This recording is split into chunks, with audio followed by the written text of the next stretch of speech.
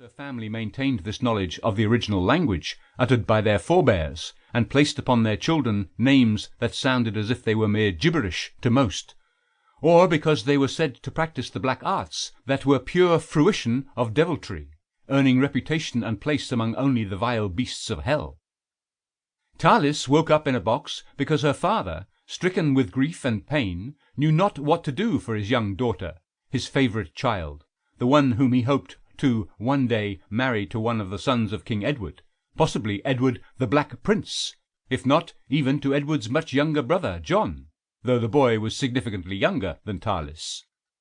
She was left for dead, assumed to already be so, locked away in an awful place, that place, Talis presumed, where her own dear mother now was tucked away, obviously in a different box.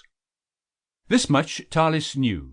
She was in this place, far below the upper levels of the family's main castle, where no one would hear her screams. There was no need to make them. However, she knew that she had stopped, but she could still hear many more of the sounds, plus what appeared to her ears to be clawing at lids. Perhaps her mother was not dead either, and had been prematurely put away. Perhaps nearly all of her family that had suffered such a fate had actually been put away before their time. Maybe she could save them all. Talis heard stories in her short years of her father's cruelty, of punishments dealt to enemies, domestic and abroad, even of some being walled up in their own dungeons or crypts, never to be heard from again, or forever bound in stone sarcophagi. Talis imagined that that was exactly what she was in now, a sarcophagus, though she had to wonder if there were any cruelty involved in it. In this day it was incredibly common for people to drop by the scores, but Talis had shown no signs whatsoever of the illness that plagued her mother and one of her brothers.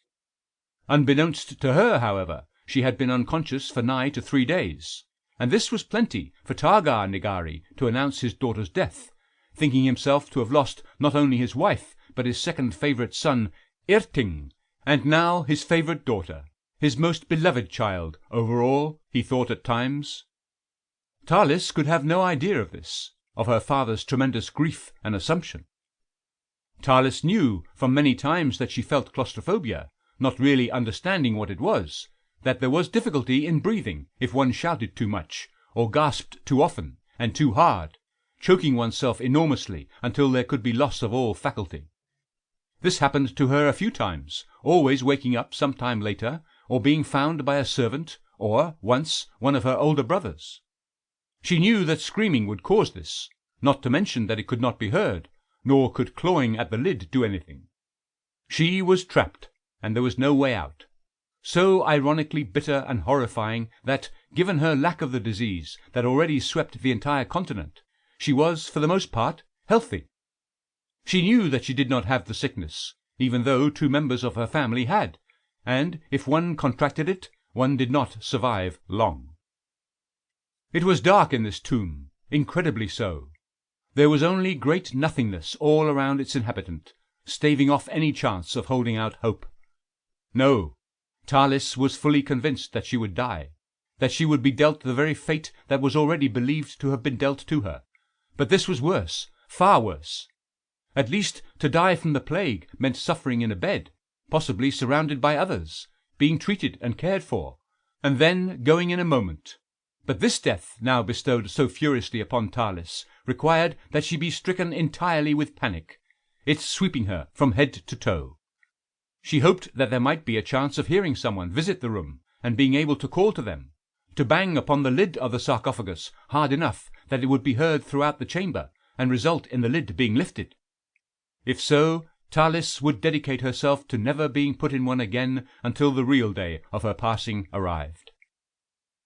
Talis found herself praying fervently, even though she had never been sure of God's answering of prayers.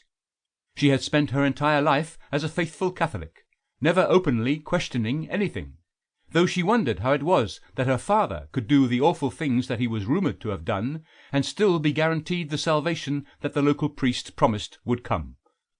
This, Talis knew, must only be because Targar Nigari gave immense amounts of gold and silver to the parish, and, more than that, to the Archbishop of Canterbury. More or less, the priest and the Archbishop were subjects of